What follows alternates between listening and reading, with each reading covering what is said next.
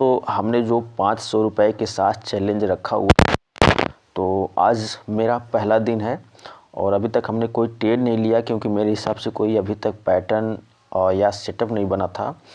तो आज की मार्केट अगर एनालिसिस करें तो आपको जूम आउट करके दिखा दूं।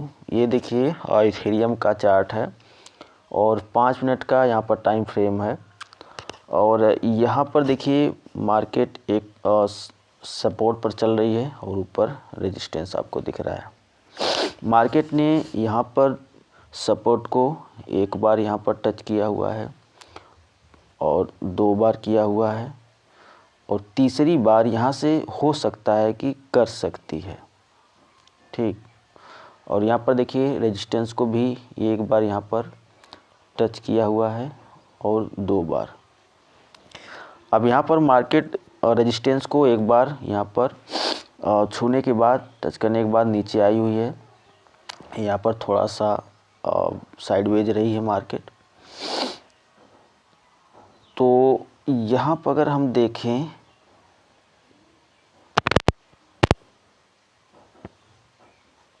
अगर यहाँ पर भी देखें तो देखिए यहाँ पर मार्केट जहाँ साइडवेज है, आज एक दिन पूरी साइडवेज रही और दूसरा दिन है। आज देखते हैं यहाँ पर क्या इसको ब्रेकआउट करती है कि नहीं। यहाँ पर भी देखिए एक रेजिस्टेंस बनाकर मार्केट चली और यहाँ पर नीचे सपोर्ट है।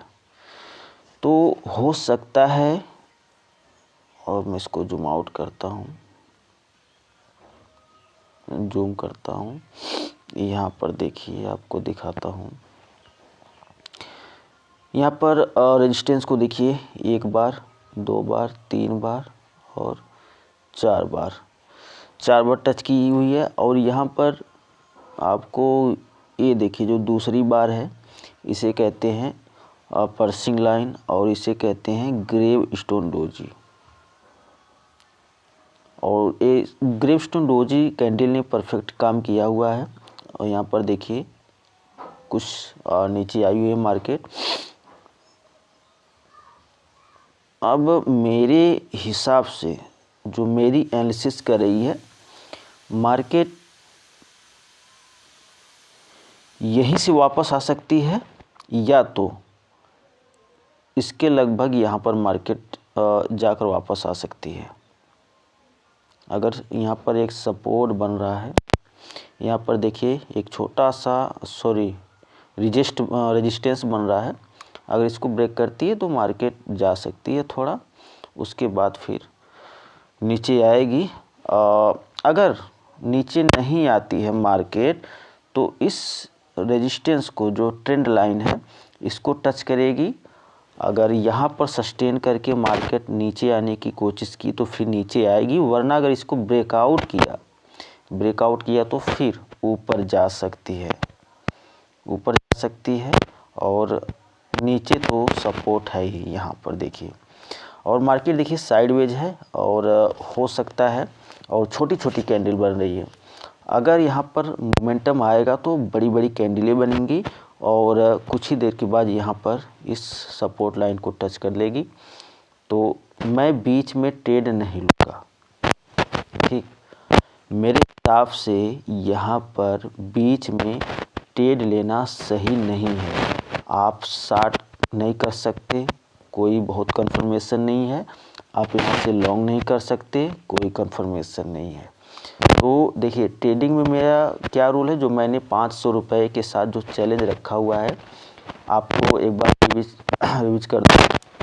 रिवाइज कर दूं कि जो रूल है क्या है, कि जब तक मेरा सेटअप नहीं बनेगा, पहला रूल है, जब तक मेरा सेटअप नहीं बनेगा और मेरा जो रूल है वो जब तक मुझे हाँ नहीं कहेगा कि ट्रेड ले लो, तब तक मैं ट्रेड नहीं लेने वाला। 3 ट्रेड लूँगा, अगर उसमें से लॉस हो जाता है 2 ट्रेड तो ट्रेडिंग बंद।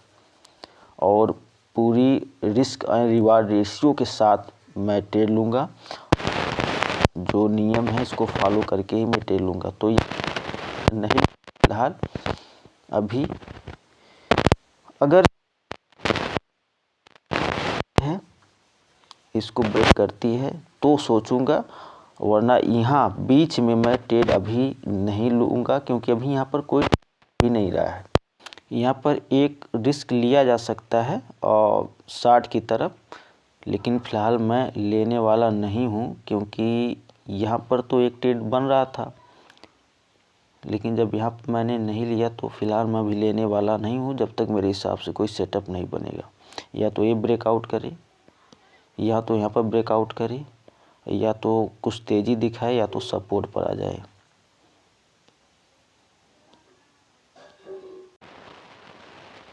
तो दोस्तों अब मैं यहीं पे बाई करने वाला हूँ, यानी कि शार्ट करने वाला हूँ नीचे की तरफ। और ऐसा लग रहा है कि अब मार्केट नीचे जाने वाली है। जो नीचे में आप देखिए, मैं आपको बताया था ना कि मार्केट यहाँ तक एक बार ज़रूर आएगी, यहाँ तक बताया था, और यहाँ तक एकदम बिल्कुल आई हुई है। और जो ये बना हुआ है ग्रेव स्टोन डोजी, इसके पास आई। अब यहाँ से रिवर्सल होने की संभावना ज़्यादा है। तो यहाँ पर मेरा एक ट्रेड बन रहा है, क्योंकि मार्केट अगर डाउन ट्रेंड में चलती है तो फिर ये जो मैंने यहाँ पर सपोर्ट लाइन ड्रा किया हुआ है इसको फिर टच करेगी। अगर यहाँ से मार्केट में मोमेंटम आया डाउन ट्रेंड की तरफ तो यहाँ पर मार्केट आएगी। और मैंने ट्रेड लेने में लेट कर दिया, चलिए कोई बात नहीं। और यहाँ पर कितना हुआ, 387।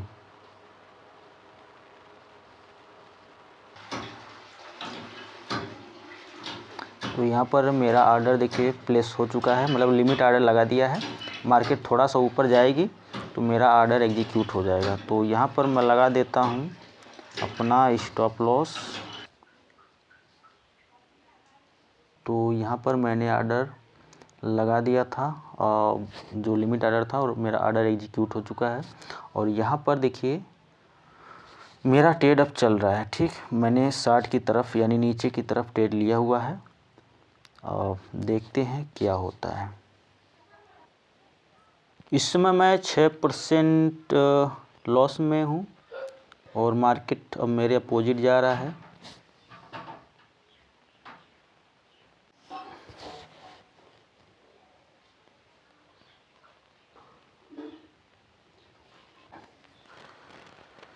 तो यहाँ पर मेरा ACL होने वाला है, और इस समय करंट टाइम मेरा जो ACL है 11 रुपये, और परसेंट की बात करें तो 13% लगभग। अच्छा, जहाँ मैं ट्रेड लिया हूँ बिल्कुल सेम उसी जगह से मार्केट रिवर्स हो चुकी है। तो ऐसा ही होता है हर बिगिनर के साथ, जहाँ वह ट्रेड लेता है वहीं से मार्केट उसके अपोजिट चली जाती है और उसका लॉस हो जाता है।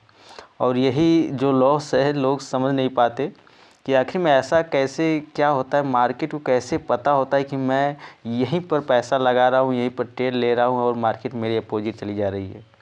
तो ये सब साइकोलॉजिकल बात होती है।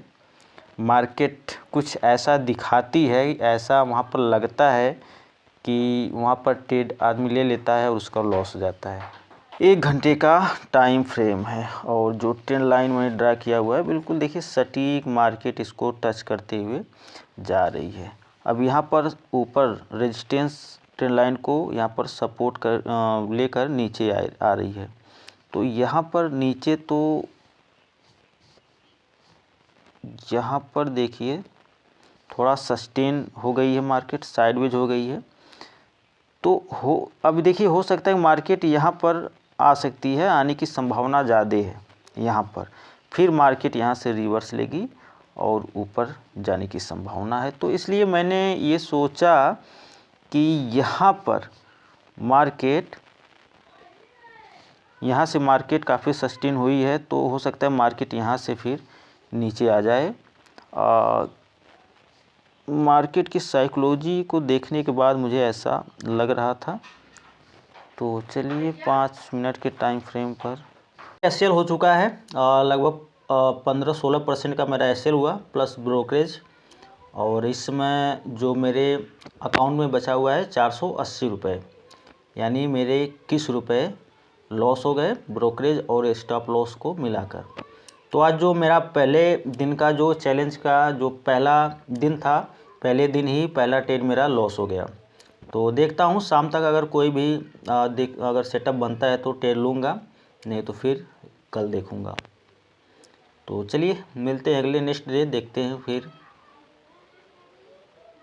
कि क्या होता है, लॉस ही होता है या प्रॉफिट बनता है।